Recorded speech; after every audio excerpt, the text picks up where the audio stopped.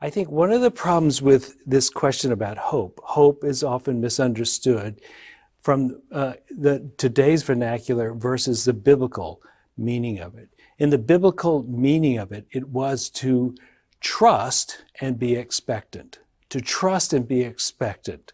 And to live in a state of trust and expectancy is what I hope we can do, is to move and live in a state of trust that all is working out as it should. Trust in the system. There is trust in the nature of things, that ultimately things will work for our good, because it's just the way it's structured, that the structure of things are such that all things work together for good in the end.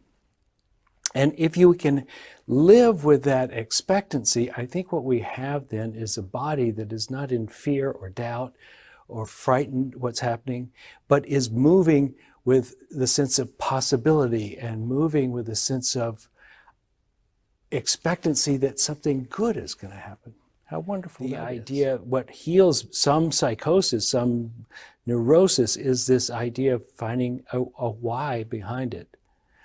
And I think one of the ways of finding a why behind it is to think, feel, act, get moving toward a solution. If you can move toward a solution, not necessarily get there, but moving toward a solution gives you hope. It gives you a way of understanding what's happening, and maybe it begins the forming of a meaning of what this is about. Because when we're dead in the water, it's often hard to figure out what is this all about. Our mind seems to slow down. It seems to circle around in circles. But when we get moving towards something, often the answer shows up in that time period. So one of the things I'd like us to do is to contemplate this idea that motion toward the good is part of the process of living in trusting expectancy. This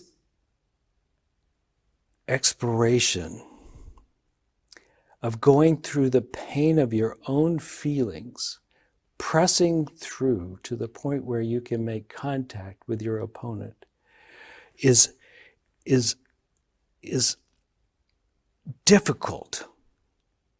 But it is our work to do, to move through the pain, the anger, the frustration, whatever our emotions are, to embody them enough that we can have the full experience, but continue to press through them to get to the other side so that we can begin to tend the wounds of the other.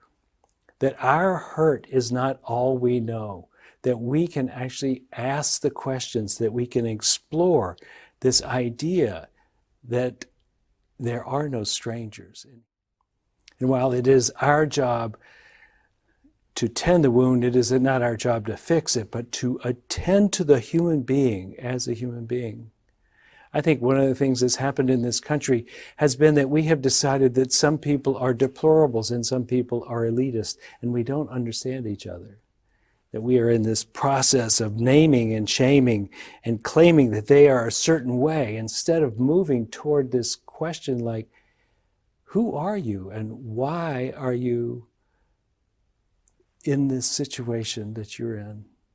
Not from a put down, but from the exploration, because it is the curiosity that brings us closer to the idea of understanding that nobody is a stranger. They're just parts of ourselves we haven't met yet. Parts of ourselves we don't understand yet. You are strong enough to do this. You're brave enough to do this. You can do this. And much of why we get stopped is we stop believing, we stop trusting, we stop living with expectancy that we can go through this. And so as we feel our experience, which I think is fundamental to getting over them, as we feel our experience and the burn of this experience of being a human being, as we feel that, trust that as you do that, without adding to the story any, As you push through that, you will come to the other side. As you live through that, you will come to the other side, in which you now have developed a greater sense of self-love for yourself. When we love ourselves, we're in the position to recognize more people as not being strangers, to be willing to forgive those who have harmed us more. We become more in the position to allow the divine to work through us and mold our lives according to the best possible activity of feeling deeply what you're feeling, holding a curious mind about those who seem to be other than you, holding a place of forgiveness for the person who looks to be your enemy or your opponent. This gives us motion toward the meaning of our life. And the meaning of our life gives us the will and the hope, the power to move forward with our lives with expectancy of good. Let us tend the wounds of others. Let us say, you are not my enemy, but you are just someone I don't know yet. And let's say to ourselves, I will love you no matter what's going on inside you. This, I think, is the hoped for outcome of a world that is as challenging as ours.